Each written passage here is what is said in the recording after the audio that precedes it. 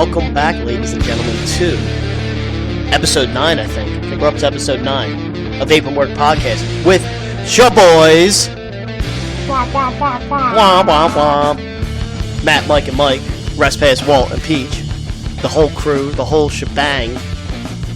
That's all I got. Let's check in on everyone. Respass, how you doing today, bud? I'm doing amazing. I'm excited. So looking forward to this episode. I hope I look forward to it too. I didn't say I was looking forward to the next one yet. Yes. Peach, how you feeling? Pretty good. Went down to Broad Street today. It was a good time. Yeah. I was down. No, I wasn't. I drove down Broad Street, but I wasn't. Today? Yeah. I went over the house down there, so. Did you run it, Peach? That's the question. I ran on Broad Street today. Good job. But I think this is a fun topic for today, but before we get into the topic, right now we're recording this on Sunday night, and all three of us, I think, are actually watching Backlash. So we did it for WrestleMania. We put our predictions together for WrestleMania and just did that show, but I think we decided today that we're going to do a little running game all year long and see who can predict the most matches right at pay-per-views. So, Peach, Respass, and myself all have our predictions. It's out there on the Paperwork Podcast Facebook group. And my Twitter. And Mike's Twitter. Respass's Twitter. So you can see who we have there, and we'll go over the results of that next week once we actually see the rest of the card. So far, all three of us are 2 for 2 in our predictions of the night. Yes, sir. The Rollins Miz match, that was a clinic. That was a good match. So recommend seeing that one. We'll see how the rest of the night pans out. Hopefully Styles Nakamura is a good match, similar if not better to what they had at the Greatest Royal Rumble. So, anything you guys want to mention about Backlash real fast, just while we're on that, or the predictions?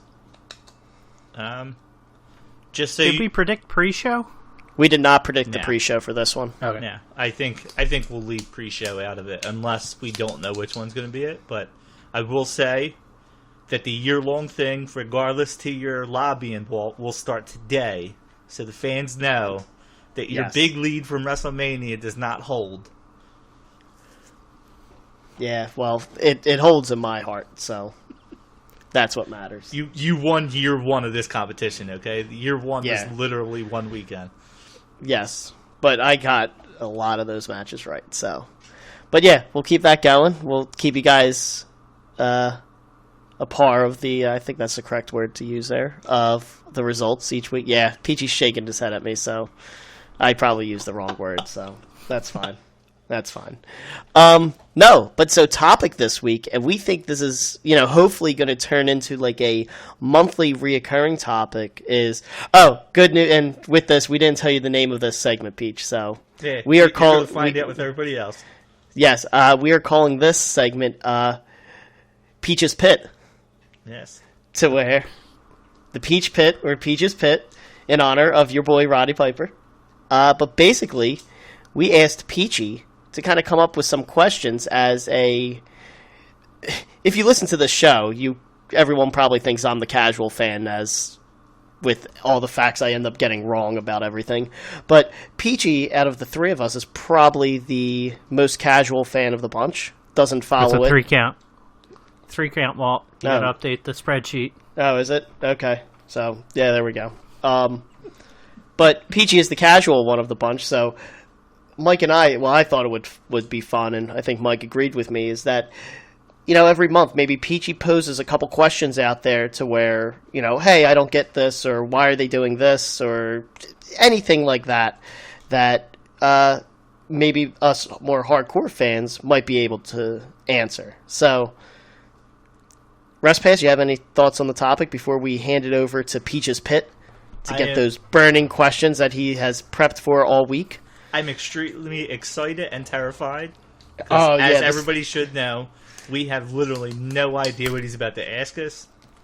I'm not quite sure if we're about to get amateur wrestling questions that I can't answer. He wanted to go over it with us before the show, but we said no. We want to keep some authenticity to these questions. So when we take 10 minutes to answer by Walton saying ooh, while he looks stuff up, don't be shocked. Yeah, we'll try to move the keyboard away from the mic so you guys don't hear the clicking. But nah, Peach, go for it. What questions? So I think you said you had 5 questions. We'll try to get through as many as we can without going into 7.5 hours for this episode. All right. My first one is more about like the setting up of matches. Like, do the wrestlers get like, here's your time frame. I don't care what you do in between. Here's your time frame. I want these moves hit. How much oversight is there over the two parties? So I think I'll start the answer off. I think it all depends. So I believe from everything I've read and things like that is it depends on the wrestlers in the match and what the match actually means. So they will probably go, hey, we want you to hit this as, like, this is going to be your finish. So Nakamura is going to low blow Styles, and that's going to be the end of the match, and that's where it's going to be a DQ from that standpoint. And that's what they're told to hit. And it's kind of like, hey, up until that point, you guys can figure out whatever you want to do. Sound about right, Respass? Yeah. I think it completely depends. They're going to tell Dolph Ziggler and Cass a little bit more of what they want out of them than Undertaker Cena. You know, that they kind of, I would assume the veterans have a little bit more freedom with what they're doing. Well, so it's something I also know is the veteran usually calls the match when it's going on, like in the ring. And so, but then you also have two styles with that. Sorry, Mike, I'll send it back over to you. But you have some wrestlers that want to choreograph their entire match before it's done, so they know each individual step that's going to take place before the match even happens. I think Triple H was known for that. But then you also have guys like when we saw Styles, or not Styles, Sami Zayn Nakamura at NXT TakeOver, they completely called that match on the fly. And I'm pretty sure they were probably just told in the back, Nakamura's going to get the win. You get 20 minutes. Go for it. Do whatever you want. Now, is there like a ref involved in this conversation, so the ref knows what's happening? That's a tricky one. So the refs now are told that they are to treat the match like a shoot, meaning they're supposed to treat it like it's real. And if a wrestler's shoulders are on the mat for a 3 count, when it's not time for the 3 count, the ref still has to call it as a 3 count, which to me is asinine. Like, I think it's so dumb. Like their shoulder was popped out and they're hurt. Yeah, it's so dumb that they like do that. But yeah, I'm sure the ref is. Again, it all depends on what's happening. So like Zayn Nakamura, I don't think the ref didn't need to be included on that. The ref was probably just told like, yeah, just we'll take care of everything else, treat the match as it is. But then there are times where like when Styles first won the championship against Ambrose, the ref got distracted and had to turn away, so that way Styles then low-blowed Ambrose to like cheat to get him into the Styles Clash. The referee had to be clued in on that because the referee had to know, oh, I got to turn around this way so I don't see the low blow. Yeah, and I think, again, I think especially this question, it's a little bit more speculation on our part than anything. Me and Walton have never been wrestlers. We've never actually been involved in this. Not yet. Well, yeah. Not yet. And if One backyard day. wrestling counts, I've been in plenty of matches. It probably depends on the ref. I'm sure it's just like wrestlers. There's probably certain refs that like to be clued in with more stuff than others. If you have some type of rookie ref, they might want to clue them in more. And I'm pretty sure the ref is the one that makes sure that they're good on time. Yes. So their involvement in the match, I think, it might not be like, oh crap, he's doing a DDT right now. but they do need to. They need to be involved somewhat. Like, what was it? The Lesnar Undertaker. Isn't that the thing that there was only 4 people that knew that was going to happen? I don't think the ref was one of them. Oh, I thought the rumor was always that the ref was included in that. No. The ref was included. Earl Hebner was included with the screw job. Yeah, I was gonna. That was gonna be my next thing. Was the screw job? The only ones that knew it was apparently was Vince, Shawn Michaels, and Earl Hebner. They were the only ones that knew about it. Obviously, the ref needs to know if he's going to say, "Hey, he tapped out when he didn't." So yeah, I think it's all match situation, and probably they said they probably if it's a veteran ref that's always wanted to be clued in. Yeah, I think it all depends. This kind of rolls into my second question. How important are the refs? Like, what is their role in the ring? Well, I'll jump on this before Walton, just because I think I pretty much just said it. I think the time I think is the biggest thing. So they have a headpiece in, so they can hear directives from the back if something has to change, or like during a TV. This is perfect. The ref will get a cue when they have to go to commercial, and that's why you always see the wrestlers get thrown outside the ring. Why does Big E not have a shirt on? Sorry, this is distracting why does he me ever right now. wear a shirt? That's If I look like him, I would never wear a shirt. I just that's just weird. Again, we're Why watching. is Kofi wearing a belly shirt? He's a big Ezekiel Elliott fan. my God. Yeah. Again, we're watching Backlash live while we're recording this. So, no, but yeah, saying, didn't you? Yeah. Well, Big E's muscles. Ladies, Walton is single. But the ref will kind of call the match. Like if something has to change. Like I don't know. I don't have a specific instance, but sometimes they'll change the end of the match midway through. And they have to communicate that to the wrestlers. Yeah, and then the refs are also there, like to make sure the wrestlers aren't actually hurt or anything like that. Yeah. If a guy has symptoms of a concussion or broke something, he's going to check it on him. He's got to let the other guy know, so he's not going over there. The guy didn't just break his arm, and now he's over there putting him in an arm bar or whatever the hell they're supposed to be doing. But yeah, I think like you said with the change, and I know I already said it, but with time. Matches run long, segments run long. They might have went into this thinking they were going to have 20 minutes, and now they only have 12. I would assume that they're told that before they come out. But you got to think, you mapped out a whole match for 20 minutes. Now you're about to walk through, and they're saying, hey, he's only got 12 now. I think the ref becomes the most important piece of that match right then and there. I think it was... I could be wrong about this.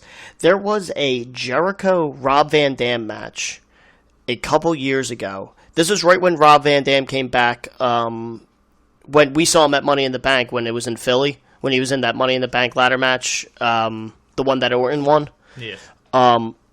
That they had like a match on Raw or something to where someone got hurt or they had to change the match and they went longer. So they got like... I think Van Dam and Jericho got like 25 minutes on Raw and put on a great match, but it was like halfway through the match they got told you have to go longer. Something happened to where we have to change the timing of this. So yeah, you have both ways. And it's if stuff does run short, they have to account for that. But yeah, the refs are the one kind of communicating that out there. So, do you think that answers your question, Peach, or you have any follow-ups with that, or? Yeah, I was just like, are you ready for the test? Have to count. Am I ready for what? For the test. Yes. Okay. Happy Rusev Day. Happy Rusev Day, everyone. Yeah. That's. Like, there's definitely, you can ask a million more questions about refs, but I kind of figured I'd kind of stagger them. The biggest thing that annoys me about the whole ref thing is the fact that they have to treat the match as a shoot, and like if the guy's shoulders is down for the 3 count, and it's not supposed to be the 3 count yet, he's still supposed to count it. See, my biggest gripe with that is there's one reason why I like it, one reason why I don't. The one reason I like it is because when that imaginary block stops him from hitting 3, and then he just moves with no explanation, you're like, what the hell? I mean, the guy's obviously out. But, as we know at wrestling, and I don't want to say this too harshly, Walt, don't be mad at me, wrestling's fake. He can pretend that he's seen his shoulder, lift off the mat a little bit. I mean, he can say, hey, now he moved, even though the guy's clearly unconscious. And I know their biggest reason for that is probably with replay now and the network and everything like that. Yeah. It's way too easy to be able to rewatch matches. But I don't understand how everything else is planned out. But nope. Let's make sure we get that 3 count in. You can't accidentally stop it. Yeah, exactly. So, real fast too, before we go on to your next question, Peach. There's a shot right now. We might be getting Rusev versus Elias. Or are we getting a tag team match? What the hell? I didn't even realize. 3-on-3. I was gonna say, is Elias gonna team with them? Yeah, I'm just trying to get a prediction in here, possibly before this match actually happens. God bless you, Walt. Thank you. I tried to get away from the mic as much as possible, but Uh-oh. yeah. Uh-oh. Well, Elias is playing still, so. All right, Peach, go with what's your next question? All right. How much say do wrestlers get in their moveset, like in finishers and signatures? Is that like just whatever they're comfortable with, or is that kind of you're a heel, you have these moves? It is.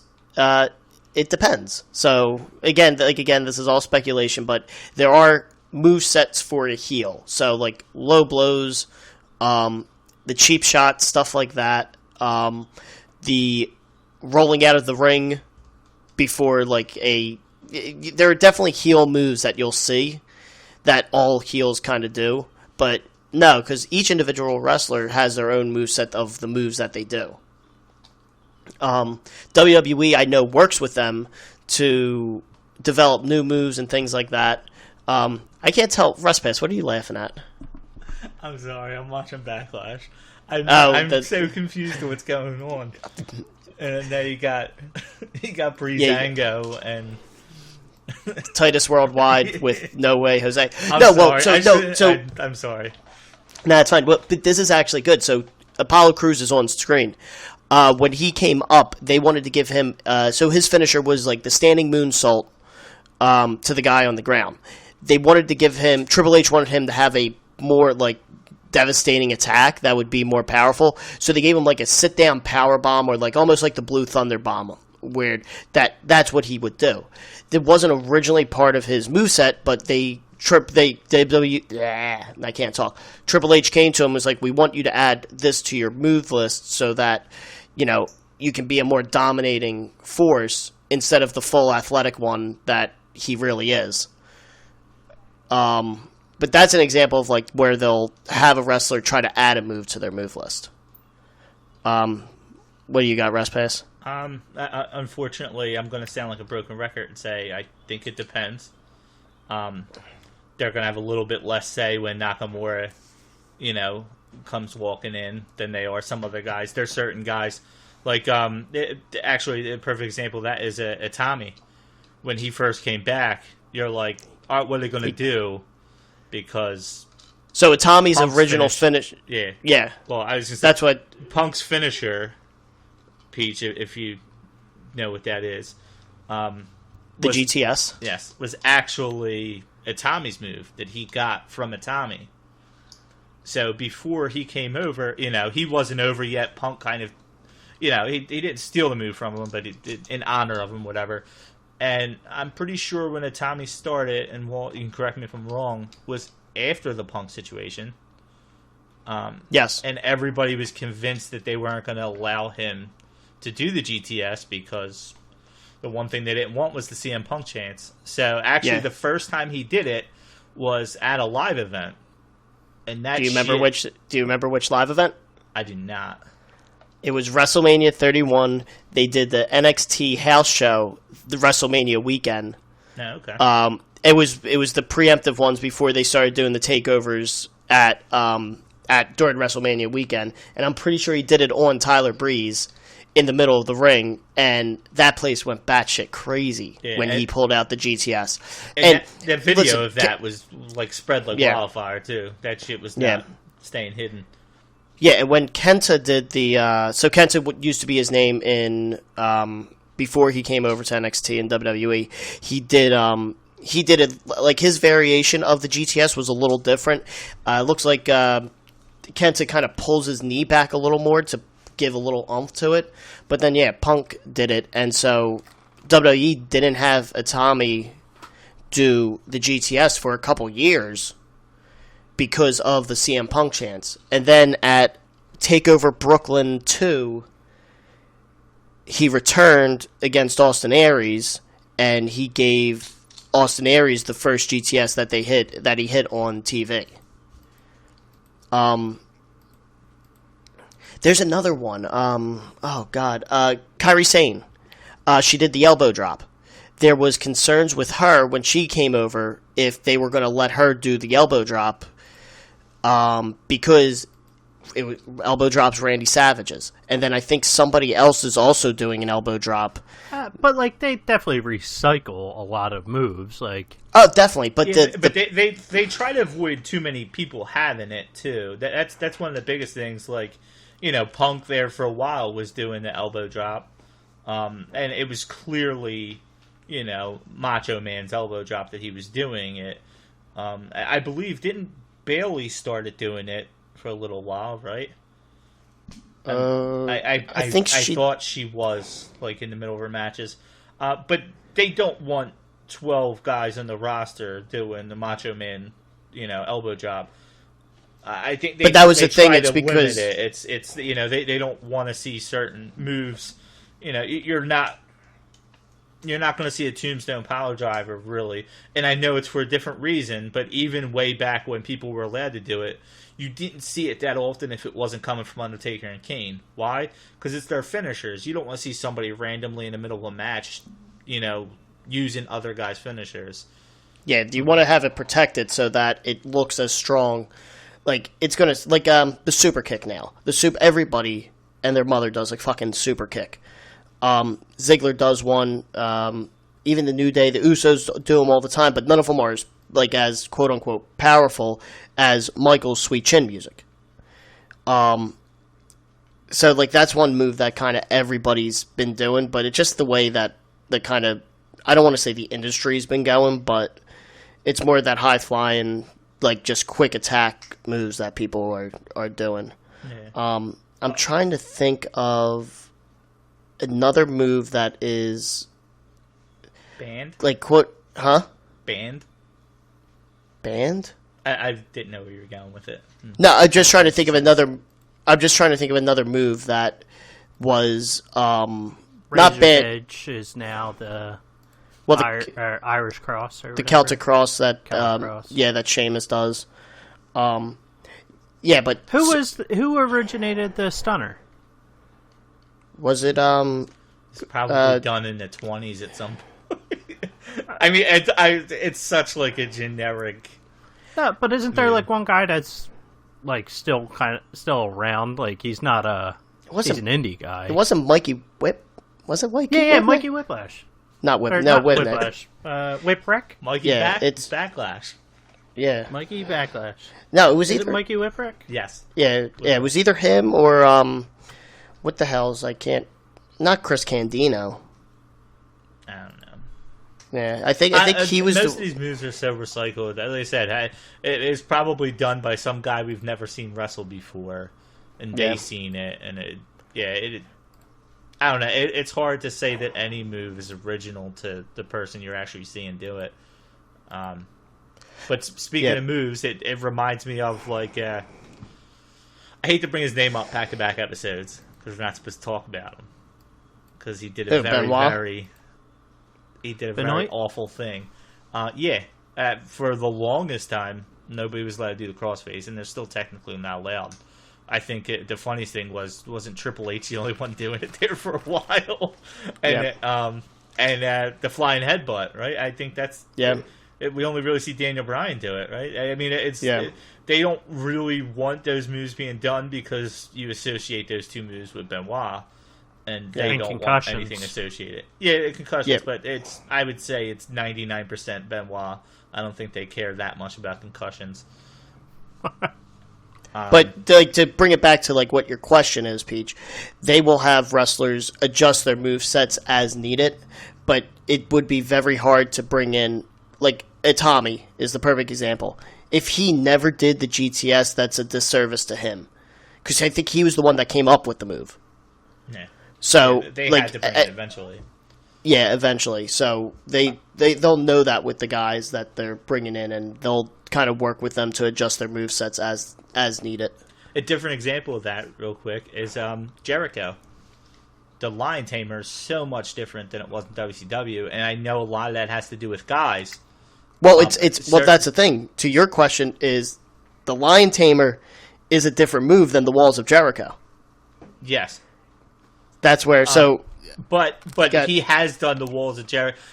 He has done both moves in WWE, and obviously the Lion Tamer is way more devastating than Walls of Jericho. But they had to change it up purely because when he was with WCW, he was more a cruiserweight. He was dealing with guys that can bend in that way a lot more.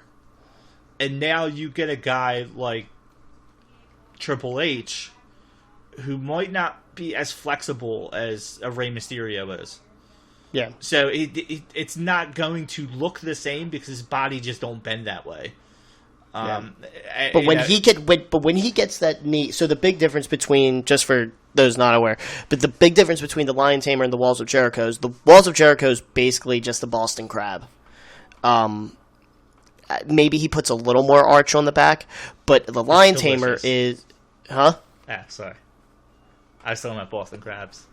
Oh, Jesus, come on, man. But the Lion Tamer, he will hook him and put, like, basically almost have the guy standing vertical and jam his knee into the back of his head as he's kind of putting on the Boston Crab. So that's the two difference between the Lion Tamer and the Walls of Jericho. Originally, when he came into WWE, the Walls of Jericho was the Lion Tamer. But then it's just kind of morphed over the years because, like you were saying, Mike, like the guys are a different shape and size. But then he'll still bust out the Lion Tamer if he can on a smaller guy. And also, speaking of Jericho, nothing related. It looks like we're getting Jericho versus Naito relatively soon, which is very exciting. Fozzie's also coming to Philadelphia. I think they were already here.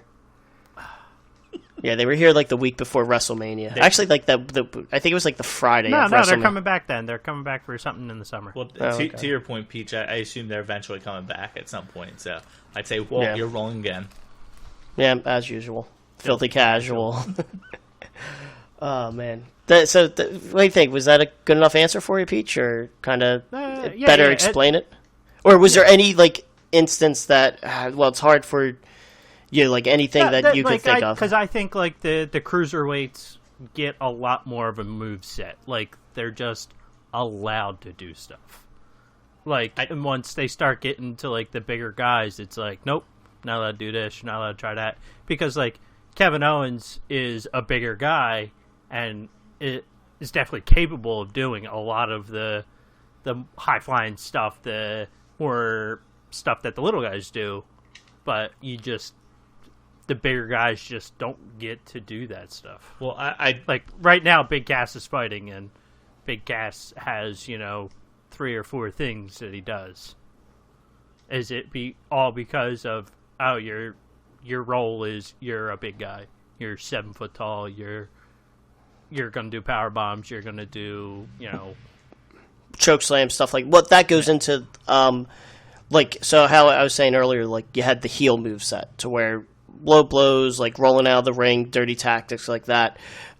You have the big guy move set to where choke slams, big kicks, stuff like that are gonna bear hugs. Those are just gonna be standard for your big guys across the board, regardless of who they are, at least in the WWE, because that's the mold they need to fit, because when younger kids see big guys, that's what they expect. Now, if Big Cass was in New Japan or Ring of Honor or one of these other ones, he'd have the ability to have a more open moveset if he knows how to do, like, Lesnar. Lesnar can do the shooting star press, or he used to be able to. He did it all the time in FCW. He never brought it out. Or Very unsuccessfully. At Mania. But that's one of the things to where he had that move in his moveset, but he never used it because he needed to play a more dominating role. And a guy like Brock Lesnar pulling out a shooting star press in the middle of the match just doesn't look right. While it looks awesome from my standpoint to watch him do that, it doesn't make sense for the way he had normally wrestled at that time. Yeah, and I think Walton touched on it too. It's the WWE way. If you watch other wrestling, they have their way of wrestling. It's a little bit of a reason why guys had to get sent to NXT when they first came in. Not necessarily the moveset as much, because NXT, they let them go a little bit more. But it's the stupid little things like where to face for the camera, stuff like that. Some of these guys, majority of the time they're wrestling's not on TV. They don't have this big production, stuff like that. But it's, to your point about the Cruiserweights, I think the Cruiserweights have to do more because their moves don't look as devastating. They're not coming out there giving a guy a power bomb, and if they are, it does not look the same. Big Cass giving somebody a power bomb is not the same as Daivari giving someone a power bomb. It just doesn't look the same. It doesn't feel the same. You'll notice Owens does do a little bit more, but that's because people know him. That's what they expect. They give you that little bit of taste enough so you think like, hey, that's the Kevin Owens I know. But you're not going to see his full arsenal because why? They don't need to. And one of the biggest things, and I think you've heard rumors of this a lot, sometimes guys don't like being upstaged. So if a certain guy is using a move constantly, it's almost like, hey, this is mine. Leave it be. I think there's a lot that goes into it with all that. The biggest thing being, he's a big guy. He has to look powerful. Him doing the shooting star press is not going to make him look powerful. Where actually shooting star press is actually leading to my next point a little bit. I forget who it was, but like you saying, Walt, about Brock Lesnar doing it in FCW, but he obviously unsuccessfully did it in WrestleMania. I believe somebody wanted to make that their move, and he had to do it over and over and over again until they let him do it successfully, proving that he could do it before he could do it on TV. There's certain moves with some of these guys that they don't trust them to do it on TV because all it takes is one time. Some guy breaks... Was it Styles? Well, I don't know if it was Styles, but it was Jericho, I think, that actually pleaded. They didn't want Styles to do the Styles Clash. Because the problem with the Styles Clash is, I guess for wrestlers, it's natural to tuck your chin when you fall and take a bump. Well, the problem with the way the Styles Clash is set up is if he tucks his chin and slams down, the dude's breaking his neck. Because of how your body lands. It's the one move where you just kind of supposed to lean your neck back, which is against all instinct when the guys are going for wrestling. You saw it when the one of the Ellsworth matches, Styles versus Ellsworth. Ellsworth tucked his chin, which is funny because he has no chin. He like tucked it, but Styles caught wind that he tucked it, and you see Styles making sure he put his knees on the ground first so that Ellsworth's chin or face he didn't break his neck. And that's where wrestling it still will never cease to amaze me how the guys picked up on it that quick. In less than 3 seconds, Styles recognized he's taking this wrong, so I need to adjust it so that I don't hurt this guy. Yeah. How long do you think Styles has been doing the Clash? 10 years. He's been doing it. Where was it that he severely hurt the guy, right before he came to WWE? Yeah. Wasn't that Styles Clash? I can't remember exactly where it was. I'm pretty sure. But it was at New Japan? I believe I that was in. think but he so. like Was it- severely hurt somebody not long wasn't- before he came to WWE. It wasn't Sonata, was it? Maybe it was. I don't know. I legitimately don't know. But Jericho had to fight for Styles to use what? First one wrong. Oh yeah, I saw. Jericho, when in that first set of matches, Jericho was fighting like, yeah, let Styles do the style clash. It's fine. I can take it. I know how to take it. I know what to do. What to do with it, and there was really no concern from that. So that's where Styles did it with Jericho. Jericho's a pro, knows how to take it, and then he was able to work it into his rapport on a more regular basis. And that's repertoire. Thank you. Sorry, Walt. I know you're hungover. But now I I think would that's not just normal doubt, for the though, show. and I don't know if it's still the same, but I bet you when he started, he had to practice that move on the guy he was wrestling. It's almost like the Daniel Bryan thing, having to go through the concussion protocol. To make them feel extremely safe with it, I'm sure he had to practice that move with whoever he was wrestling with. He had to show them that, hey, look, he knows how to take it, stuff like that. I wouldn't doubt it. And actually, the guy I was talking about before, Walt, was Sin Cara. When Sin Cara first came over, and I'm talking about the original Sin Cara, not the new guy who wears his mask now. I can't remember what his finisher. I think it was his finisher or one of his setup moves. There was something they did not trust him to do, and they had him to do it over and over and over and prove to them that he could do it, and that he could do it correctly and do it the way they want him to do it before they allowed him to do it. Because his moves were, well, pre-WWE were amazing. Yeah. But yeah, I think when it comes to stuff like that, they just don't want to see somebody dying on TV. Yeah. It's different if it's in a crowd of 400 people somewhere with a little webcam than it is on the USA Network. Mm-hmm. So, all right, Peach, what's your next question? We'll do one more question, and so I have two more questions. Well, we'll do one, and we'll save the other one for the next segment. We'll see how long this question is. If it's a yes or no answer, we can get to the fifth one. All right. Well, you could yes or no this, but is there a best way to be a bad guy? Is it like all Mike gimmick backstory? Is it, do you guys have an opinion on if there is a best way to be a bad guy, be a heel? That's a difficult one. I'll jump on it then, Walt. What do you think? Yeah. No. Okay, well, I know. Good. Is there a best way? If you're looking for the best way to do it, like, regardless, I don't think there is. I think it's dependent. I mean, one of my... It depends on what you mean by bad guy, but I'm assuming you mean heel being booed by the crowd, right? Not hey, they're the NWO getting cheered week in and week out. They're supposed to be bad, but really people are cheering them. Well, that's the thing, and that's what's rough is... No. Like, you could be a bad guy and be, a favorite. Well, in my mind, if you're getting cheered, you're bad at being a bad guy. That's what I look at. You should not be... Vicky Guerrero, amazing at being a bad guy. Amazing. Yes. I don't care what anybody says, why they booed her. Her job was to go out there and get booed, and she got booed louder than I ever heard anybody. You know who's doing a really good job of it now? Elias. He's that perfect mix of getting booed. Like, he'll get cheered because everyone will do the catchphrase, I want to walk with Elias. And do all of that, but then when he starts going into his gimmick, they will boo the shit out of him for the rest of the segment. And, like, I'm assuming there were a bunch of boos going on there. Like, we were watching, he had a segment on Backlash. I have it muted so I couldn't hear what was going on, but I'm assuming he was getting booed out there real bad.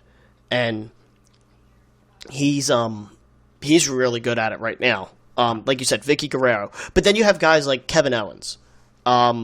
Kevin Owens has always been a bad guy, and I think he hits on all the points of a good bad guy.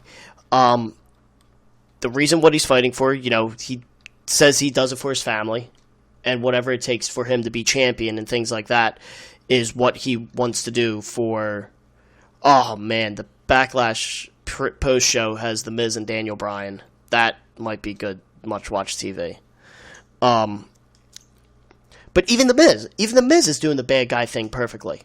Yeah. But the problem is like you were saying, like people will start cheering them, and like when the Miz is doing the right things at being a bad guy, the fans will note it and they'll appreciate it and they'll cheer him that he's doing the right things as a bad guy. And then it's a very weird dichotomy that it's coming across on TV that it's like, wait, this is a bad guy, but he's getting cheered all the time. And, you know, their target audience is for younger kids a lot of times, so that just then confuses, like, the younger kids. That it's like, well, wait, he just did something bad. Why is he getting cheered? Yeah. And it's all dependent on opponent. The Miz wrestles John Cena, he's going to get cheered more. The Miz wrestles Roman Reigns, he's going to get cheered more. That's because of all the adult males who like to boo those guys just because they don't like their gimmick, whatever. They think they're being forced down their throats. That's few and far between when that happens. But then tonight, for example, Miz did get more booed because he was going against Seth Rollins. Yeah. Because, again... I was gonna switch off this so you can finish because. Yeah. But as for like a good bad guy, like I don't like it's. I was letting you finish your sentence, Walt. All right, I will cut in with what I was about to say. Go. A person who's very, very good at this, Chris Jericho. Yes. Dude, when he came back, it was probably his last long exit. He hasn't really been gone for a long time, but his last long one. And Walt, you'll probably remember these. He would come out. The crowd would cheer him.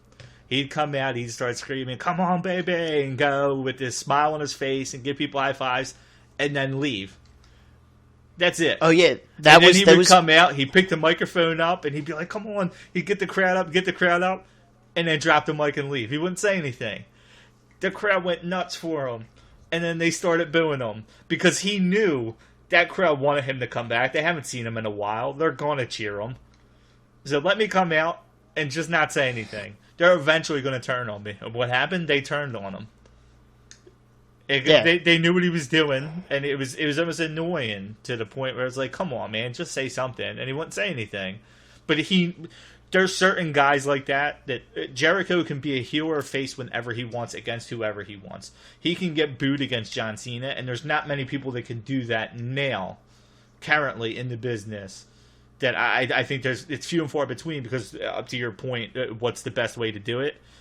You need a little bit of everything to be able to get booed against anybody.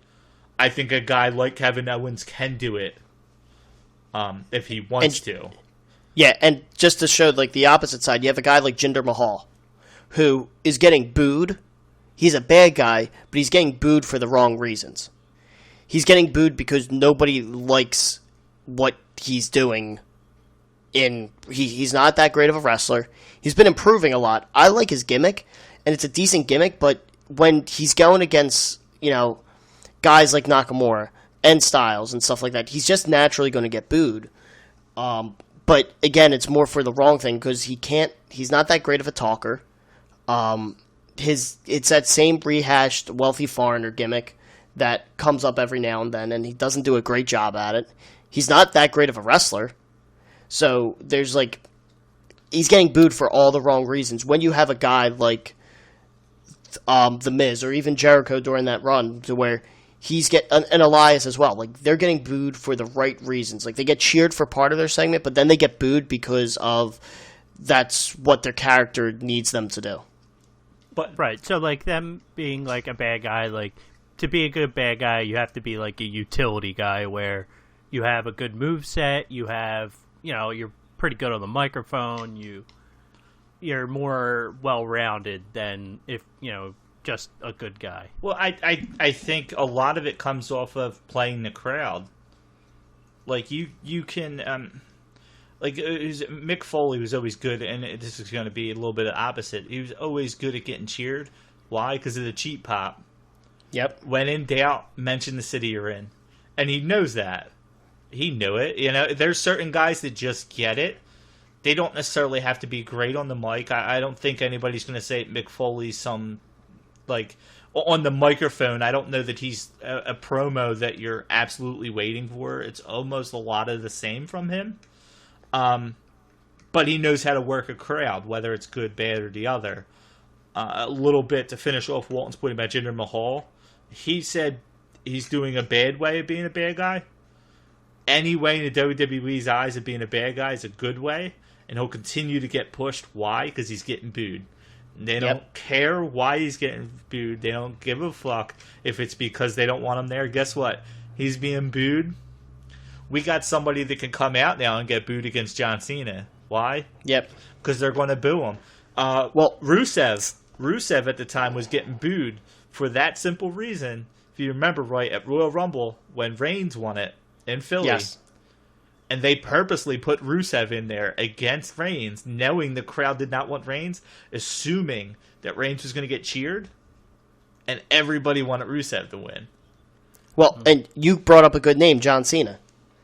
The John Cena heel turn, that has never happened. Cena even brings up, he's like, I'm already the most booed guy on the roster. Why am I going to turn heel? Because then they're just going to cheer for me. Yeah. And it just makes perfect sense. It just like it's just weird. It's like, yeah, but to make a perfect bad guy, it's like it's the same thing like even like any movie or TV character. You gotta, what they're saying is it has to be believable, I think. So like Kevin Owens, The he's- gimmick and backstory. yeah, Kevin Owens, he's fighting for his family. Like, you know, he wants whatever it takes. Championship gold gets him more money to feed his family, and he'll do whatever it takes to get that championship gold to get more money to provide for his family. That's believable. So, Yeah. I think, And it's stuff like that. It's all dependent on who. He's doing that bad stuff against Sami Zayn, who's another fan favorite. He's going to get booed. He's doing that stuff against Roman Reigns. He's going to get cheered.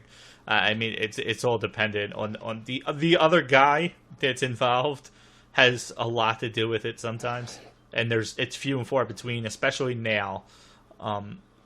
It could be a lot of things. I don't know that some of these guys are less charismatic than other guys. They might not have the freedom they had in the past. It was a little bit easier. But, like, you even look at, to speak of John Cena real quick, to jump on Hulk Hogan.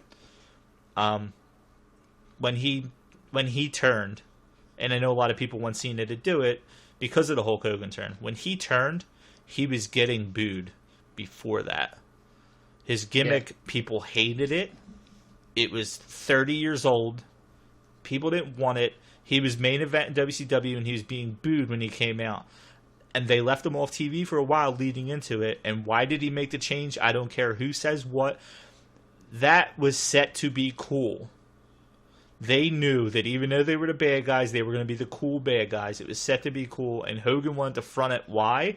Because he was being booed. And he knew it would get him cheered. Yep. It was purely done for that reason. And Cena still gets enough cheers. He still has the kids loving him. Where at that time, kids, I think, were even turning it against Hogan. Like, it just, it was not good. And they needed to make that change. Unfortunately, they're never going to make that change with Cena because they don't need to. He's still going to be one of the highest grossing guys on there. You know, kids are still going to love him. He's still relevant with the times, where I think that was Hogan's problem. Hogan was coming off as an old man in the ring, where I don't think Cena comes off as an old man. No, Cena can... What, in his 40s now? I think so. I think he just turned 40 or something. But that's the thing. Cena can still go. Again, he put on Match of the Year candidate last year with Styles at the Rumble to start the year off. Yeah, as much as you hear the 5 moves to doom, Cena is way more well-rounded than Hogan ever was in his prime. Hogan couldn't do anything. Hogan was the typical big guy that really can't move. Yeah, and Cena, will always try new stuff. He did the springboard stunner for a little bit. So it's, that's where kind of the bad guy thing, I guess, goes. So, so I think at about 50 minutes, Peach, we'll leave that question until next edition of the Peach Pit. It was his best one. Well, you just have to wait, and you have to come back for more. But Everybody knows the second one's the best. Yeah, that's true. Although we are getting a fourth Omega Okada match on June 9th, which I am waking up early as fuck for to watch that masterpiece. A 2 out of 3 falls match with no time limit. That match is going to go at least 90 minutes.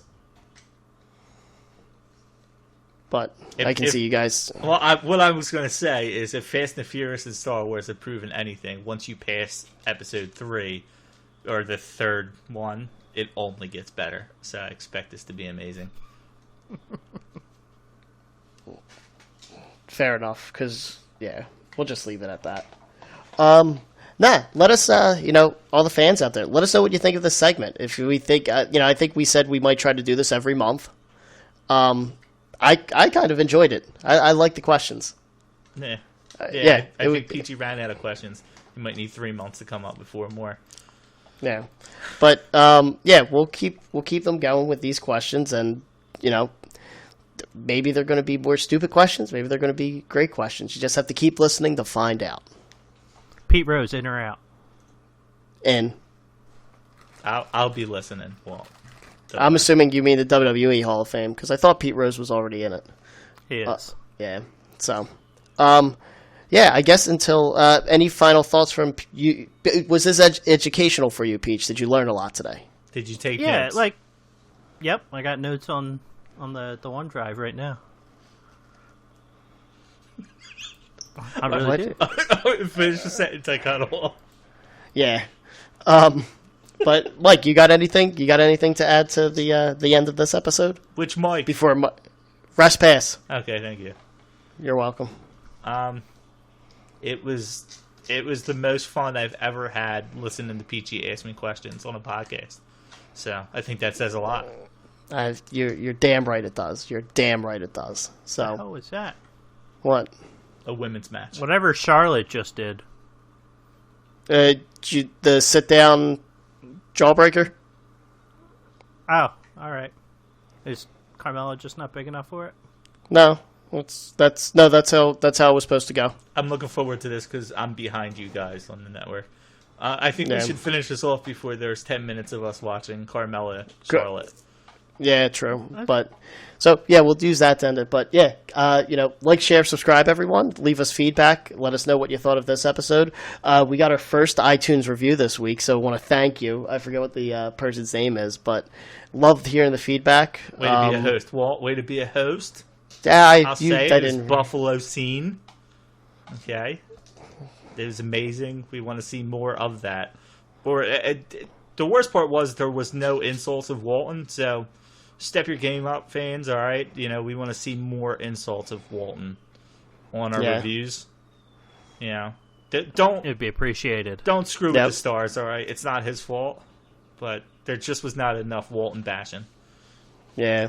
I agree. I need the insults to help dig my hole deeper. Well, we got to develop your bad guy story. Yeah, there we go. He's nice had way tie-in. too much confidence recently. Yeah, I have. This is confidence.